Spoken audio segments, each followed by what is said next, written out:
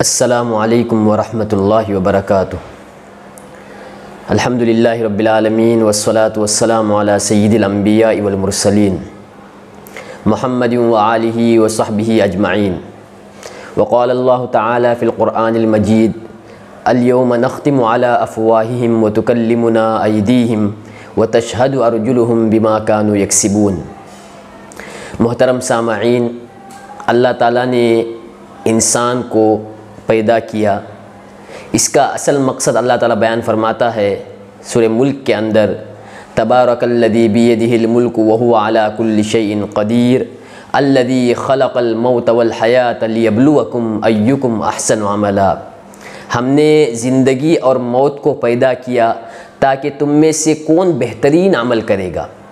اب دیکھیے، آپ لوگ جانتے ہیں اللہ تعالیٰ ہمیں انسان کو دنیا میں بھیجا، اس کے بھیجنے کا اصل مقصد اللہ کی عبادت تھی، اور ہم جو کچھ کرتے ہیں اس سب کو اللہ تعالیٰ محفوظ کر رہا ہے، اور کل قیامت کے دن ہمیں جو کچھ ہمارا عمل تھا وہ گواہ کے طور پر پیش کیا جائے گا۔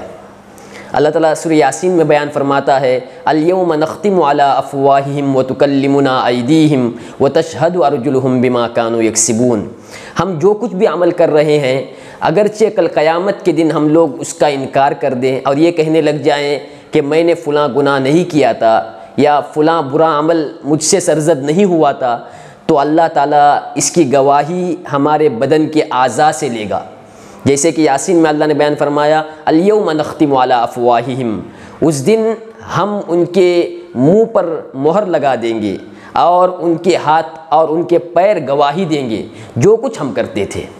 اس لیے دنیا میں ہم جب تک زندگی گزاریں، ہم اپنے اعمال پر بالکل واقف رہیں، جو کچھ ہم کر رہے ہیں وہ کیا اللہ کی مرضی کے مطابق ہے یا نہیں ہے۔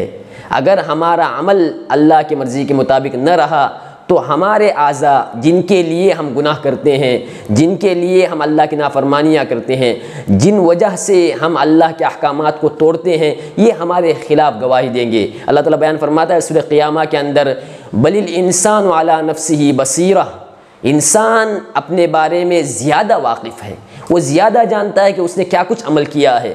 قرآن میں بھرا پڑا ہوا ہے کہ کل قیامت کے دن گواہی اللہ تعالیٰ اعضاء سے لیں گے، ہمارا قدم، ہمارا اور جسم کا ہر حصہ، ہاتھ، پیر، سب کچھ اللہ کو گواہی دے کر یہ کہیں گے فلاں آدمی فلاں دن فلاں کام کیا، اور فلاں آدمی فلاں دن اس جگہ پر چلا گیا گناہ کے لیے۔ یہ سب کچھ گواہی اللہ تعالیٰ کل قیامت کے دن پیر اور ہاتھوں سے لیں گے۔ اللہ تعالیٰ بیان فرماتا ہے قالوا لجلودہم لما شہدتم علینا، کل قیامت کے دن جب انسان کے اعضاء گواہی دیں گے اور کہیں گے کہ تم نے فلاں گناہ کا کام کیا تھا، تو جو گنہگار لوگ ہوں گے وہ اعضاء سے مخاطب ہو کے کہیں گے لجلودہم لما شہدتم علینا، تم کیوں ہمارے خلاف گواہی دے رہے ہو؟ ہم نے تمہارے سکون کے لیے گناہ کیا تھا، ہم نے تمہیں آرام پہنچانے کے لیے نمازیں چھوڑی تھی، ہم نے تمہارے خاطر سب کچھ کیا تھا۔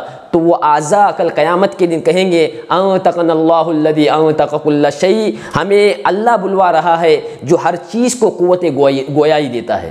ہم خود سے نہیں بول رہے ہیں، دنیا میں زبان سے الفاظ نکلتے تھے، آج کل قیامت کے دن جس طرح دنیا میں اللہ نے زبان کو قوت گویائی دی، آج اللہ ہمیں بولنے کی طاقت دے رہا ہے، ہم اس لیے گواہی دے رہے ہیں۔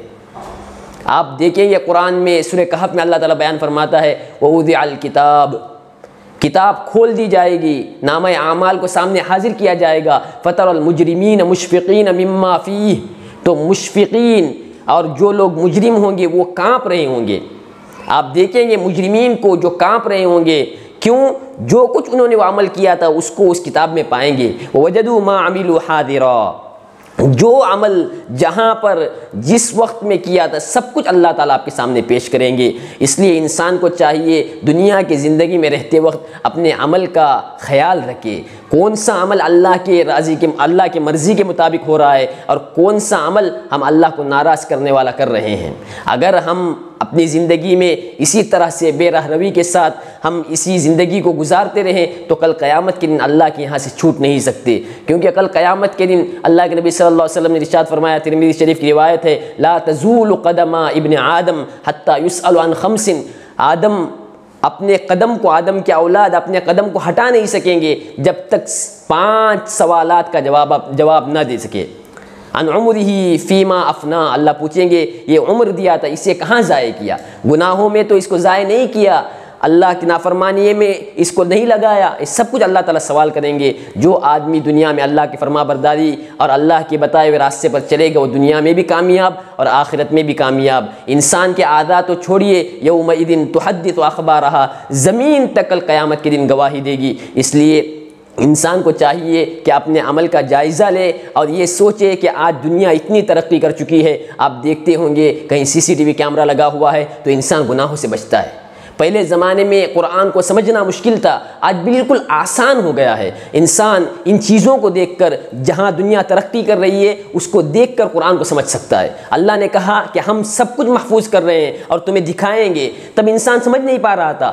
آج اتنی ترقی ہو گئی کہ ایک 2 دن مہینوں بھر کی ریکارڈنگ ایک چپ کے اندر اور ایک موبائل کے اندر محفوظ ہو جاتا ہے۔ تو کیا اللہ اس پر قادر نہیں ہے کہ ہماری زندگی بھر کے اعمال کو اللہ تعالیٰ محفوظ کرے اور کل قیامت کے دن ہمارے سامنے پیش کرے؟ اس لیے ہر فرد کو چاہیے کہ اپنا محاسبہ کرے، اپنے بارے میں خیال کرے، کیا ہم اس راستے پر چل رہے ہیں جس راستے پر انسان کی کامیابی ہے، یا اس راستے پر چل رہے ہیں جس میں ہماری ناکامی ہے؟ تو اللہ تعالیٰ سے دعا ہے کہ اللہ تعالیٰ ہمیں اللہ کے نبی صلی اللہ علیہ وسلم کے سنت طریقے پر چلنے اور اپنے اعمال کا جائزہ لینے کی توفیق عطا فرمائے۔ وآخر دعوانا ان الحمد للہ رب العالمین۔